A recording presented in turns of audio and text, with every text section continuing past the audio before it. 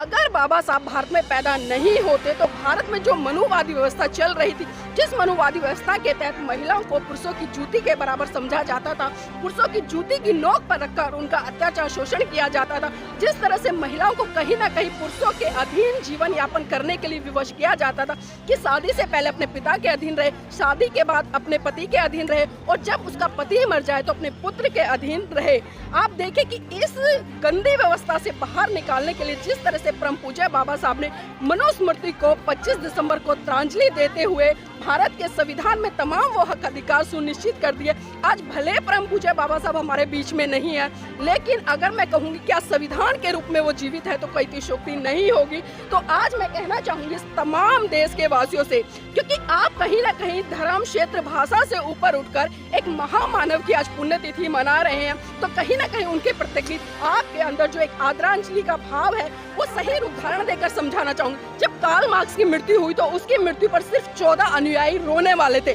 लेकिन जिस दिन परम पूज्य बाबा साहब की मृत्यु हुई यानी कि 6 दिसंबर 1956 को, तो लाखों अनुयायी उनकी जो शव यात्रा निकल रही थी उसमें शामिल थे। और जिस तरह से 14 अक्टूबर 1956 को परम पूज्य बाबा साहब के साथ में लोगों ने कम से कम 8-10 लाख लोगों ने बौद्ध धर्म की दीक्षा ली थी, लेकिन विडंबना है कि वो 8-10 लाख कहाँ गए। लेकिन वहीं दूसरी तरफ देते नजर आते हैं, जातिवाद की बात करते हैं, आरक्षण बचाओ की बात करते हैं, संविधान बचाओ की बात करते हैं। अब धर्म गुरुओं का काम ये रह गया है कि वो जातिवाद पर बात करेंगे, आरक्षण पर बात करेंगे या संविधान को बचाने की बात करेंगे। यहाँ पर शायद बुरी लग जाए, लेकिन मैं सभी धर्म गुरुओं से कहना चाहूंगी जो बौद्ध धर्म के अनुयायी हैं, कहीं ना कहीं जिन लोगों पर परम पूज्य बाबा साहब ने विश्वास जताया या जिस धर्म को स्थापित करने के लिए महाकारुणिक तथागत बुद्ध ने अपना पूरा जीवन समर्पित कर दिया, सम्राट अशोक ने अपना जीवन समर्पित कर दिया, यहाँ तक कि उनके 2 बच्चे थे, एक बेटी थी एक बेटा था, उनको भी मतलब धर्म पर पूरी तरह से समर्पित कर दिया। लेकिन विडंबना ये है कि आज के जो धर्म गुरु हैं सिर्फ वो मंच लगाते हैं, भाषणबाजी करते हैं, आरक्षण बचाओ, जाति बचाओ, इस तरह की बातें करते हैं, लेकिन सही रूप में जो धर्म का प्रचार प्रसार होना चाहिए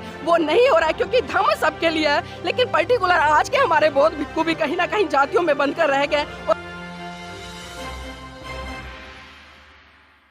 आपके जो महापरिनिर्वाण दिवस के रूप में तमाम देश मना रहा है 6 दिसंबर। आज इनसे हम जानेंगे कि जो 67वीं जो जन्म महापरिनिर्वाण दिवस है वो किस रूप में वो मना रही हैं और आज क्या संकल्पित होकर के जाना चाहती हैं। आपका तमाम बहुजन मीडिया में स्वागत है। सप्रेम जय भीम, नमो बुद्धाय। सही में आज के दिन में चैत्य भूमि में अंत्य संस्कार जहां हुआ था और आज के दिन मैं बड़ी भाग्यशाली हूं कि जहां उनका अंतिम सांस चला गया, उसके बावजूद यहाँ उनकी स्मृति में जो एक स्मारक बनाया है उस स्मारक को मैं स्मरणीय करने के लिए हम दोनों भी आए हैं और हम नागपुर से आए हैं। वैसे तो चैत्य भूमि का वहाँ है, दीक्षा भूमि में मैं हूँ जो ऊर्जा स्थान है जहाँ दीक्षा ली थी बाबा साहब के, और बाबा साहब की इतनी स्मृतियों के संग और हम इतनी सभी भाषाओं के लोगों के संग और यहाँ आए हैं, तो हमें बड़ा ही ताज्जुब लगता है कि हम कैसे पहुँच गए हैं। हमारे मन में भी नहीं था कि आज के दिन में हम यहाँ रहेंगे। हम बहुत दूर से आए और हम आप लोगों के हृदय के बहुत नज़दीक है। इसी के साथ में हमारे साथ में एक क्रांतिकारी लेडी, एक ऐसी लेडी है जो कि जेल में 26 दिन रह करके आई हैं और आंदोलन में गई, मगर वो आंदोलन से घर तो वापस नहीं आ पाई, मगर वो जेल में ज़रूर चली गई। एक संवैधानिक एक तरीके से एक आंदोलन में गोरखपुर का आंदोलन था, वो काफ़ी ऐतिहासिक अब वो आंदोलन होने जा रहा है, क्योंकि उसमें काफ़ी 10 लोग ऐसे लोग थे जो कि इसमें पत्रकार भी थे और कहीं ना कहीं सोशल एक्टिविस्ट भी थे और उनको धर करके जेल में डाल दिया गया है। कहीं ना कहीं वो आंदोलन को कुचलने की एक साजिश नज़र आ रही है, सरकार की तरफ से आ रही थी, मगर कहीं ना कहीं वो साजिश नाकामयाब हुई है। हमारे साथ में इसी के साथ में नीलम बौद्ध जी, क्या कहना चाहेंगी? देखिए, आज के दिन पर मैं कहना चाहूँगी पहले तो कि वो अंतिम सांस जो इतिहास बन गई, वो अंतिम सांस जो इतिहास बन गई और इतिहास बनकर इतिहास के पन्नों में ही स्वर्ण अक्षरों में दर्ज हो गई। अगर इस देश की समस्त महिलाएं चाहे वो किसी भी धर्म, क्षेत्र, भाषा, जाति की हैं, तो सबसे पहले उन्हें आज अभिमान और स्वाभिमान होना चाहिए कि हम उस देश से हैं जिस देश में परम पूज्य बाबा साहब जैसे हीरे नगीना पैदा हुए, जिन्हों को बराक ओबामा ने, मैं कहूँगी कि एक तरह से दुनिया का सूरज कहा, और सूरज ही नहीं कहा। अगर मैं कोलंबिया यूनिवर्सिटी की बात करूँ तो 100 तरह से इतिहास निकाला गया। इतिहास में जो 100 बुद्धिजीवी वहाँ से निकाले गए तो पहले नंबर पर परम पूज्य बाबा साहब का नाम आया। और इतना ही नहीं, परम पूज्य बाबा साहब को विश्व में 5 बुद्धिजीवियों में जो संज्ञा दी जाती है, वास्तव में कहीं ना कहीं इस देश के लिए जो गौरव का विषय है और खासकर इस देश की समस्त महिलाओं के लिए जो एक स्वाभिमान का विषय है, तो आज इस समस्त देश की महिलाओं को बाबा साहब के प्रति कृतज्ञता व्यक्त करनी चाहिए। क्योंकि अगर बाबा साहब भारत में पैदा नहीं होते तो भारत में जो मनुवादी व्यवस्था चल रही थी, जिस मनुवादी व्यवस्था के तहत महिलाओं को पुरुषों की जूती के बराबर समझा जाता था,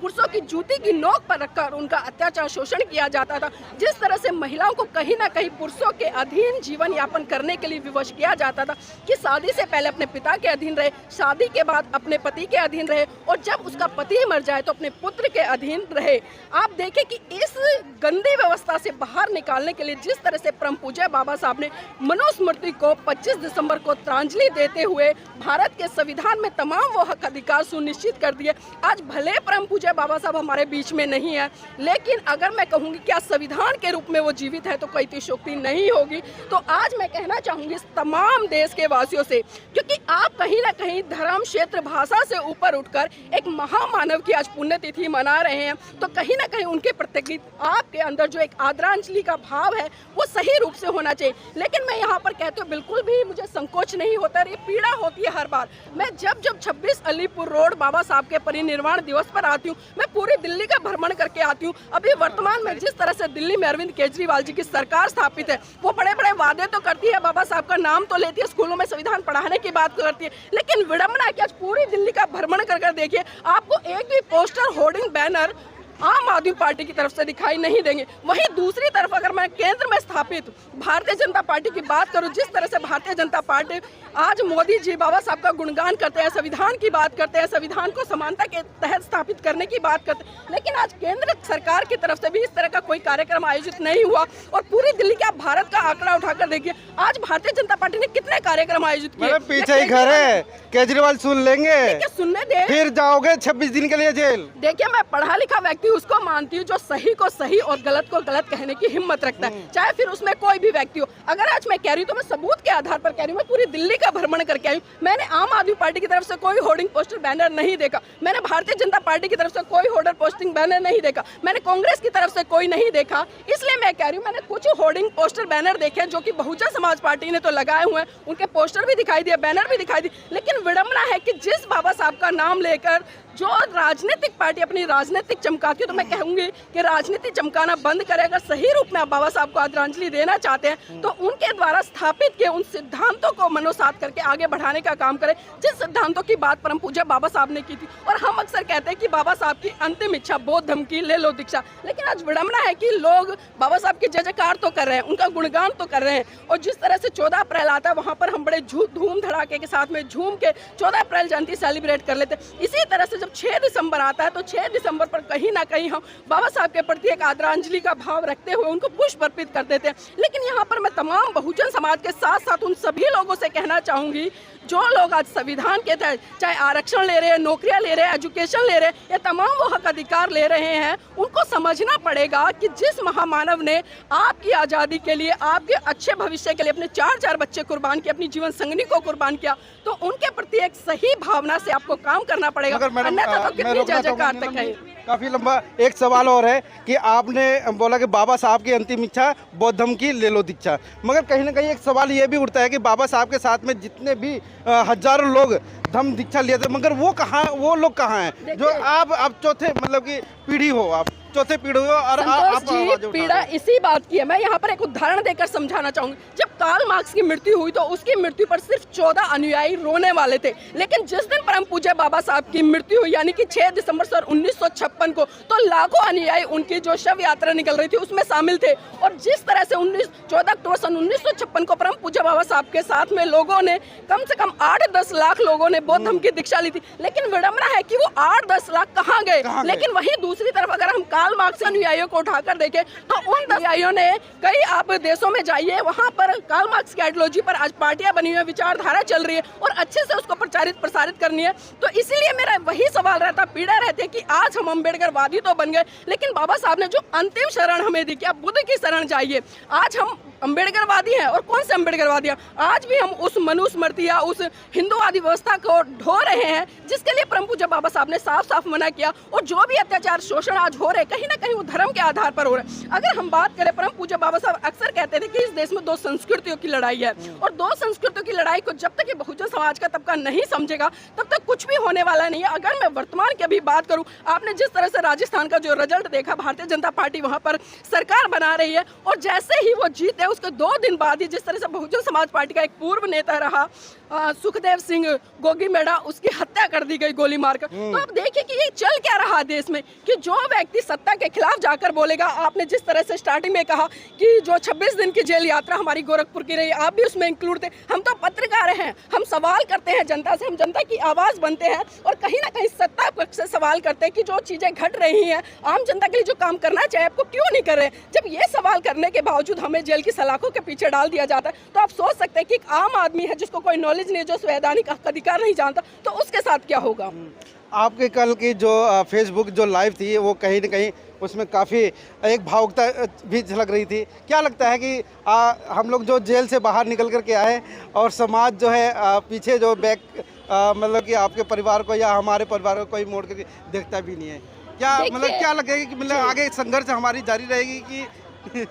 देखिए बिल्कुल सही कहा, भावनात्मक रूप से कहीं ना कहीं एक भावुक होना स्वाभाविक से, क्योंकि मैं एक मनुष्य हूँ और मनुष्य में बहुत सारी संवेदनाएं होती है और संवेदनाएं व्यक्त करने का अलग अलग तरीका होता है। कोई क्रोध से व्यक्त करता है, कोई खुशी से व्यक्त करता है, कोई आंसू के माध्यम से व्यक्त करता है। लेकिन हमने देखा कि जिस तरह से बहुजन समाज के 4 पत्रकार दिल्ली से आने वाले और वो पत्रकार जो लगातार हर मिशन मूवमेंट के आंदोलन को कवर करते हैं, हर बहुजन समाज की आइडियोलॉजी पे आधारित हर खबर को दिखाते हैं, जिसमें कि एक दिल्ली के सुप्रीम कोर्ट के एडवोकेट जयभीम प्रकाश जी रहे। लेकिन विडंबना की इन 5 लोगों के किसी भी बुद्धिजीवी नेता, चाहे मैं नेता कहूं या सामाजिक संगठन के नेतृत्व में जो लोग काम कर रहे हैं, जो धार्मिक संगठन की अगुवाई करे, किसी भी एक व्यक्ति ने आकर सोशल मीडिया पर 2 शब्द लिखने का प्रयास नहीं किया। मैं कहती हूँ अगर ये लोग ट्रेंड चलाते तो मैं कहती हूँ योगी आदित्यनाथ की क्या औकात थी कि जो हमें 26 दिन तक सलाखों के बीच में डाल पाते। तो ये कहीं ना कहीं वो भी भावते हैं कि बहुजन समाज आज बहुत बड़ा तो है लेकिन कहीं ना कहीं वो टुकड़ों में बटा हुआ है। चाहे मैं राजनीति की बात करूँ या धर्म की बात करूँ, सामाजिकता की बात करूँ, आज संगठन बना लिए। देखिए संगठन बनाना बहुत अच्छी बात है, मैं संगठन के लिए मना नहीं करती। मैं अक्सर कहती हूँ कि संगठन बनाए या कोई बुराई नहीं है, लेकिन जब आपके हक अधिकारों के खिलाफ उनका दमन होता है तो आपको सभी संगठनों को इकट्ठा होकर आवाज उठानी चाहिए। बाबा साहब की पीड़ा क्या थी कि संगठित हुए, वो बार बार करते थे कि संगठित कब होंगे हम, कब हम संगठित होंगे। और वही कारण है कि धीरे धीरे करके आपके हाथ से सत्ता भी निकल गई, धीरे धीरे करके जो भारत पूरा बोध में होता था आज वो भारत भी कहीं ना कहीं आप देख सकते हैं कि हिंदूवादी व्यवस्था के तहत आज जितने अत्याचार शोषण हो रहे हैं। तो ये दिन दूर नहीं है, अगर बहुजन समाज सही समय पर नहीं जागा तो उसके साथ में फिर से ज्यादा की तरफ से एक सवाल है जी। आज हम जिस जगह खड़े हैं यहाँ पर बाबा साहब ने आखिरी सांस ली, यहीं पर दम तोड़ा था अपना, और उसके बाद भी यहाँ पर धर्म जो बौद्ध धर्म की स्थापना नहीं हो पाई, लेकिन हिंदू धर्म की स्थापना जरूर हो चुकी है। देखिए बिल्कुल सही कहा, पिछले दिनों अभी जिस तरह से हमने देखा कि यहाँ पीछे नीचे प्रांगण है वहाँ पर जो विश्वकर्मा डे था उस पर हवन किया जा रहा था। तो समाज के कुछ बुद्धिजीवी लोग आए, उन्होंने उसको रोकने का प्रयास किया, यहाँ पर पुलिस भी आई और काफी कार्रवाई भी यहाँ पर हुई थी। लेकिन विडंबना ये है कि जो धर्म की बात कर रहे हैं कि जिस धर्म को परम पूज्य बाबा साहब ने इस देश में नहीं बल्कि बाहर भी स्थापित करने का काम किया, आज किसका काम है धर्म को स्थापित करने का? आज धर्म को स्थापित करने का काम है धर्म गुरुओं का। आज जो धर्म गुरु है सही मायने में वो क्या कर रहे हैं? कड़वी बात है, बहुत सारे लोगों को शायद बुरी लग जाए। आज अब जितने भी धर्म गुरु हैं आप उठा कर देखिए, मंचों से भाषण देते नजर आते हैं, जातिवाद की बात करते हैं, आरक्षण बचाओ की बात करते हैं, संविधान बचाओ की बात करते हैं। अब धर्म गुरुओं का काम ये रह गया है कि वो जातिवाद पर बात करेंगे, आरक्षण पर बात करेंगे या संविधान को बचाने की बात करेंगे। यहाँ पर शायद बुरी लग जाए, लेकिन मैं सभी धर्म गुरुओं से कहना चाहूंगी जो बौद्ध धर्म के अनुयायी हैं, कहीं ना कहीं जिन लोगों पर परम पूज्य बाबा साहब ने विश्वास जताया या जिस धर्म को स्थापित करने के लिए महाकारुणिक तथागत बुद्ध ने अपना पूरा जीवन समर्पित कर दिया, सम्राट अशोक ने अपना जीवन समर्पित कर दिया, यहाँ तक कि उनके 2 बच्चे थे, एक बेटी थी एक बेटा था, उनको भी मतलब धर्म पर पूरी तरह से समर्पित कर दिया। लेकिन विडंबना ये है कि आज के जो धर्म गुरु हैं सिर्फ वो मंच लगाते हैं, भाषणबाजी करते हैं, आरक्षण बचाओ, जाति बचाओ, इस तरह की बातें करते हैं, लेकिन सही रूप रूप में जो धर्म का प्रचार प्रसार होना चाहिए वो नहीं हो रहा है, क्योंकि धर्म सबके लिए है, लेकिन पर्टिकुलर आज के हमारे बौद्ध भिक्खु भी कहीं ना कहीं जातियों में बनकर रह गए और वो भी सिर्फ अपने समाज तक ही सीमित है। एक आखिरी सवाल के साथ में मैडम का मतलब आपका काफ़ी मतलब इंटरव्यू हो गया, और क्या लगता है कि आज जैसे जिस प्रकार से आज का जो दिन है बाबा साहब का महापरिनिर्वाण दिवस 14 अप्रैल आता है, और उसके बाद तथागत बुद्ध का जो आता है जन्मदिन, मतलब ऐसे बहुजन महापुरुषों के दिन तो लोग इकट्ठे हो जाते हैं, एक छतरी के नीचे तो रहते हैं, मगर कहीं ना कहीं जब वो बाहर अगर वो दिन खत्म हो जाता है वो कहीं ना कहीं बिखरने का काम करते हैं। इवन मैं इंक्लूड करता हूँ कि आप महिला हैं, अब महिलाओं की भी बात करना चाहता हूँ। जी हाँ, आपने देखा होगा कि नॉर्थ इंडिया में क्या वो कारण है कि मतलब ऐसे लोग रहते हैं, उनका कुछ होना चाहिए इंतजाम? सही मायने में हमने बाबा साहब के इशारा या बाबा साहब के मार्गदर्शक तत्वों को समझा ही नहीं। बाबा साहब ने हमें क्या समझाया और हम क्या करें। बाबा साहब को सर पर उठा के नाच तो रहे लेकिन दिमाग के अंदर नहीं ले रहे। बाबा साहब ने बौद्ध धम्म दिया, इसका मतलब सद्धम्म दिया। सद्धम्म का मायने ये होते हैं कि सर्वधर्म को साथ लेकर, सर्व जातियों को साथ लेकर। लेकिन आज भी हमारे लोग जब रोटी बेटी व्यवहार करते हैं उस समय हम जाति जाति में बटे हुए नजर आते हैं। हम जब देखते हैं कि बेटी देखने जाना है तो मैं चमार हूँ, मैं महार हूँ, मैं वाल्मीकि हूँ, मैं यूँ हूँ, तब हम बौद्ध बिल्कुल भी नहीं रहते हैं। हमें बौद्ध होना बहुत ज़रूरी है। बौद्ध का मतलब मानव मानव एक समान, जो बाबा साहब ने हमें विचार दिया या